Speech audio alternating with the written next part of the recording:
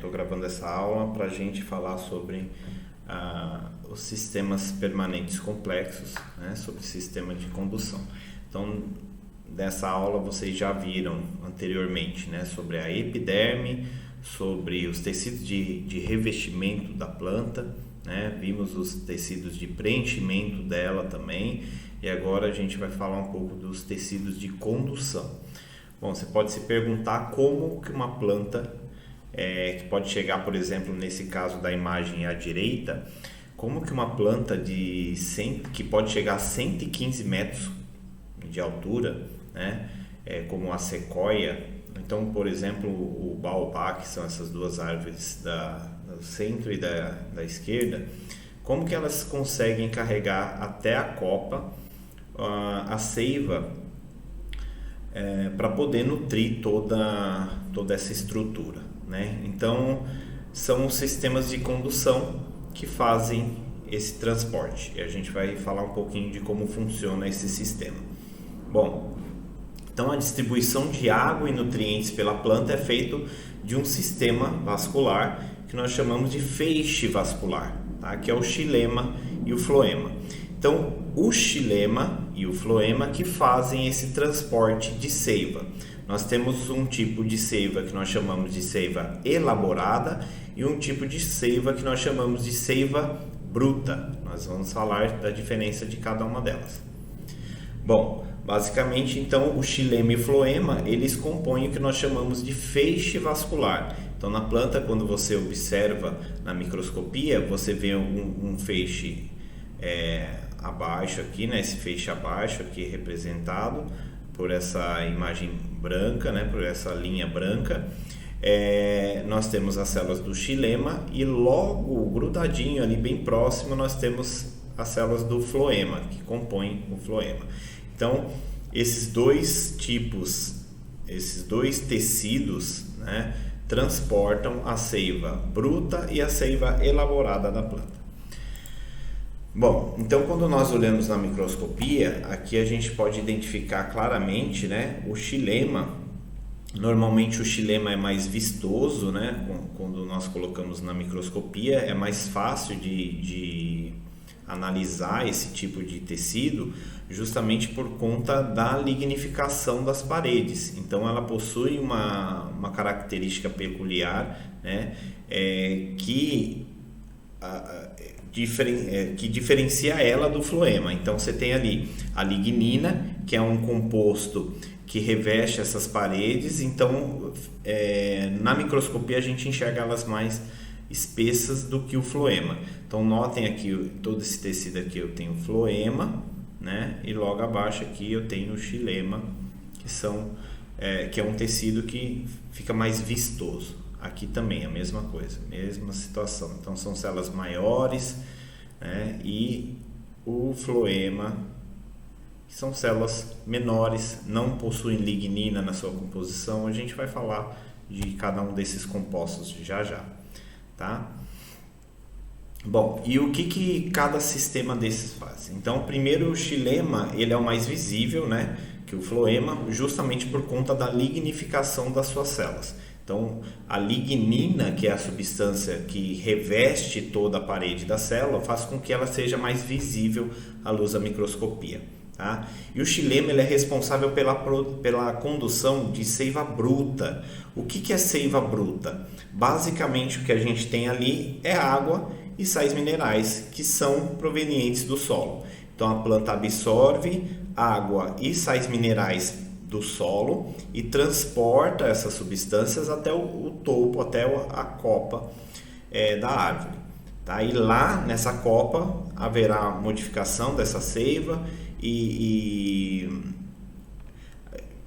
você vai ter um acréscimo de diversas substâncias que daqui a pouco a gente vai falar, que onde vai gerar a seiva elaborada. Então a seiva bruta é aquela que a planta tira do solo, são os nutrientes que ela consegue tirar do solo e mandar para a copa produzir o que é necessário para a sobrevivência da planta, ok? Além dessa função de transporte, né, de nutrientes lá para a copa, nós temos também no xilema a função de sustentação da planta, visto que essas estruturas têm como característica suas células lenhosas, né? Então também esse tecido também é chamado de lenho, né? Então você tem células bem lignificadas que geram estruturas bem rígidas e juntas formam o que nós chamamos de madeira, ok? Então, onde que nós observamos esse tecido na planta? Bem ao centro dela. Então, todo esse miolo da árvore nós chamamos de xilema, ok? Então, notem aí o xilema e o tecido que origina o xilema. Lembrando que o câmbio ele é um tecido jovem que ele pode se transformar tanto em xilema quanto em floema. Lembrando também que o câmbio ele só está presente na árvore que ainda tem potencial de crescimento. Então, se não houver mais possibilidade de crescimento daquela planta, você não nota a presença do câmbio nessas estruturas, nesses feixes vasculares. Bom, quais são as células que compõem o xilema, ou também dito de lenho? Nós temos os traqueídeos e os elementos de vaso. Vamos falar um pouco de cada um deles. Esses traqueídeos, eles são estruturas mais finas, mostradas aqui à direita, tá? Com vários furinhos. Esses furinhos nós chamamos de pontuações. Essas pontuações facilitam a passagem de água de um traqueíde para o outro ou para um elemento de vaso. O elemento de vaso ele tem característica mais curta, né, quando você compara aos traqueídeos. Porém, ele também tem essas pontuações que auxiliam nesse transporte, nessa passagem de água de um lado para o outro. Ok? Então, como eu disse, essas pontuações, né, que são os poros, fazem com que essa seiva vai passando de um lado para o outro e sempre subindo até o topo. Ok? Lembrando que o traqueíde tem, como ele faz parte do xilema, então ele tem função tanto de condução quanto de sustentação, ok? E o que vai passar ali por dentro? Seiva bruta, água e sais minerais, ok? Já os elementos de vaso, eles são curtos, né? Em relação aos traqueídeos, tá? Também são perfurados e a água consegue passar de uma maneira bem mais rápida por esses elementos de vaso, ok? E eles possuem vários tipos de formatos, o que ajuda na identificação de determinadas plantas, tá? Então nós temos formatos anulares, helicoidais, escalariforme e assim por diante, ok? Bom, falado de seiva de xilema, agora vamos falar sobre o floema. O floema também faz parte do tecido permanente complexo de condução. Ao contrário do xilema, o floema ele não tem função de resistência, não tem função de sustentação, então suas paredes são mais finas, né? Não possuem lignina. Então esse tipo de tecido, as paredes são feitas de celulose, ok? Então são totalmente diferentes lá do xilema. E quais são as células presentes? Nós temos o tubo crivado, o elemento de tubo crivado e a célula crivada, ok? Aqui nós temos um exemplo, né? Então você tem aqui essas células que nós chamamos de células companheiras, que ficam sempre ali próximo do floema, e a função dessas células companheiras é nutrir os elementos de vaso ou as células perfuradas. Então, qual que é a característica desses elementos e das células perfuradas? Nós temos ali essa placa crivada, essa estrutura que nós chamamos de placa crivada, é como se fosse um chuveirinho, então a seiva vai passando por ali sentido raiz ou outros tecidos. E essa seiva ela também pode ir passando para os tecidos que estão ali paralelos, né? Nutrindo então todo o tecido da planta. Então, quando você observa a presença do floema, nós temos o floema na parte lateral, né, e o xilema na parte centralizada da planta. Lembrando que o floema ele passa logo atrás do suber, que é a casca da árvore. Então, ele forma aquele anel em volta do xilema e logo, então você tem xilema, floema fazendo um anel em volta do xilema e o suber fazendo um anel em volta do floema. Quando você tira essa casca, tira esse anel que está em volta, né? Você pode tirar junto o floema da planta. Fazendo isso, você inibe a passagem de seiva bruta lá da copa, que é a copa que está produzindo a seiva elaborada. Então, a seiva elaborada que está lá em cima, ela tem que descer para nutrir o restante da árvore. Se você faz esse anel em volta, removendo todo o suber e o floema, essa árvore deixa de passar nutrientes para a raiz e essa raiz vai morrer. Com o tempo, ninguém vai passar nutriente para ninguém e essa planta toda morre. Além disso, você tem um acúmulo de seiva nessa borda superior, que ela tentando descer para nutrir toda a árvore.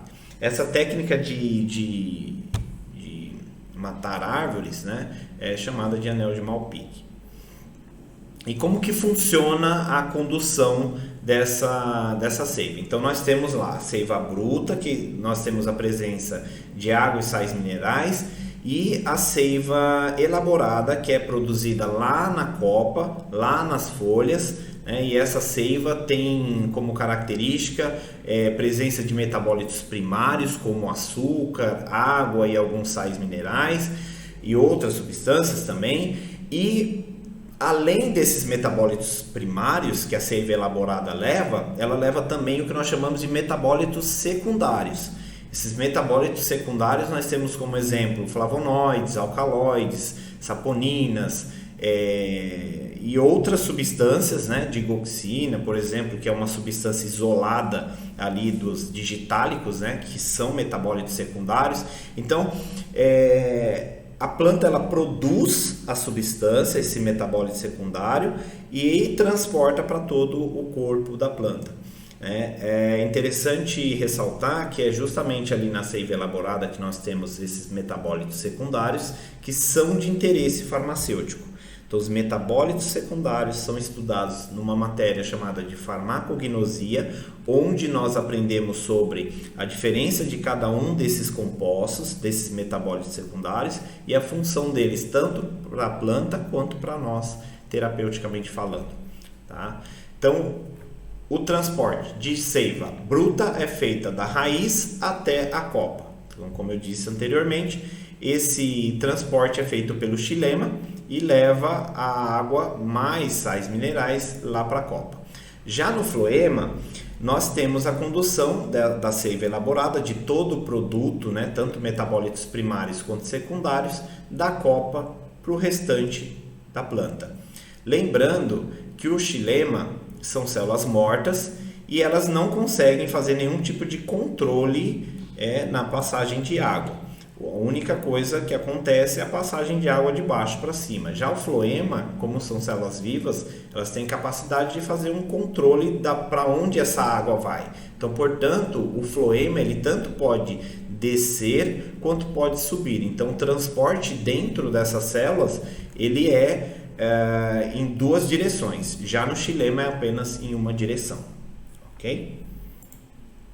Aí, em algumas plantas, nós podemos observar a presença de feixes vasculares, e esses feixes, quando você corta, ele sai um líquido, às vezes esbranquiçado ou translúcido, depende de cada planta, e aquilo ali é seiva que está passando por aquele tecido, e na hora que a gente corta, essa seiva acaba derramando.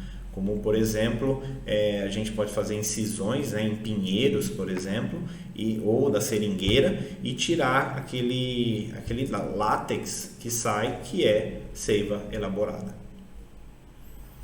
Bom, e como que ocorre então esse transporte de água de baixo para cima, né, sendo que a planta não possui sistemas de bombeamento? Então, existem três teorias do transporte de seiva que são aceitas atualmente, né? Primeiro, a capilaridade.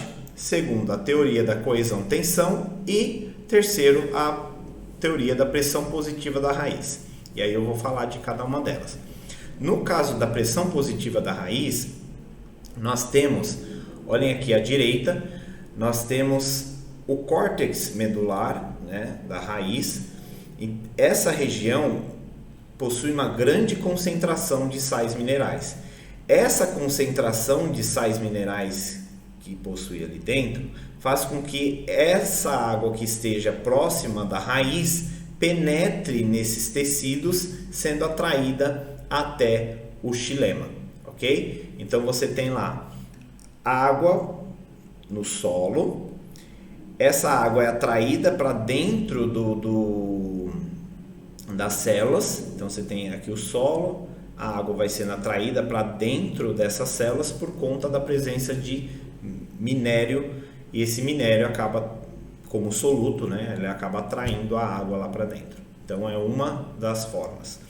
A outra é a teoria da capilaridade, que está aqui à esquerda, né? Na capilaridade é simples a gente fazer um teste. Se você colocar um canudo mais grosso e um fino dentro de um copo d'água, você vai notar que nesses canudos, cada canudo ele vai ter uma diferença da altura que a água vai ficar lá dentro. Por quê? Justamente por conta de pontes de hidrogênio. A água vai formando pontes de hidrogênio e aderindo a essas paredes, e ela sobe um pouco acima do nível daquela água.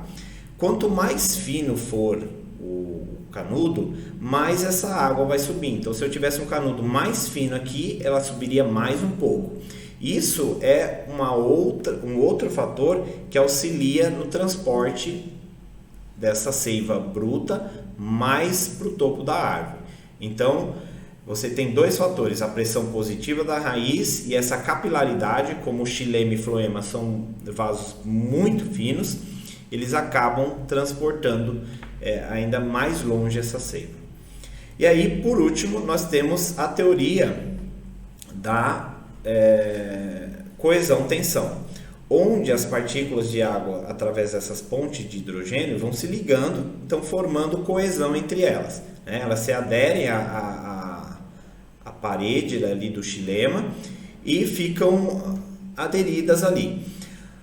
No momento que a árvore tiver a transpiração promovida lá pelos estômatos, que são estruturas da epiderme que nós já estudamos nas aulas anteriores, quando o estômato abrir e essa água evaporar, isso vai formar pressão negativa na copa da árvore, fazendo com que haja pressão para que essa água que está aderida ao xilema suba mais. Então, a gente costuma comparar isso a uma pessoa sugando o canudo. Quando você suga o canudo, você forma pressão negativa lá dentro, e o que está ali dentro do canudo, ele acaba sendo atraído para o topo.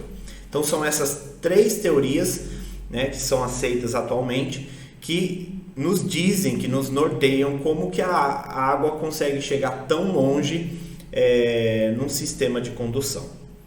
Então, por fim, revisando tudo o que a gente viu, então nós vimos a epiderme, falamos sobre o suber, o esclerênquima, colênquima, parênquima, xilema e floema agora no final. Então, lembrando que a epiderme nós possuímos ali ao redor dos tecidos, então tanto a epiderme quanto o suber são tecidos de revestimento, já o esclerênquima, colênquima e parênquima são tecidos de preenchimento e sustentação, onde o esclerênquima possui lignina na composição, portanto ele faz a função de sustentação. O colênquima ele tem celulose na sua parede, então é uma sustentação um pouco mais flexível. Já o parênquima ele faz diversas funções como preenchimento, armazenamento e fotossíntese. E agora nós acabamos de ver que o xilema conduz seiva elaborada com vários metabólitos primários e secundários, e o xilema conduz a seiva bruta com água e sais minerais.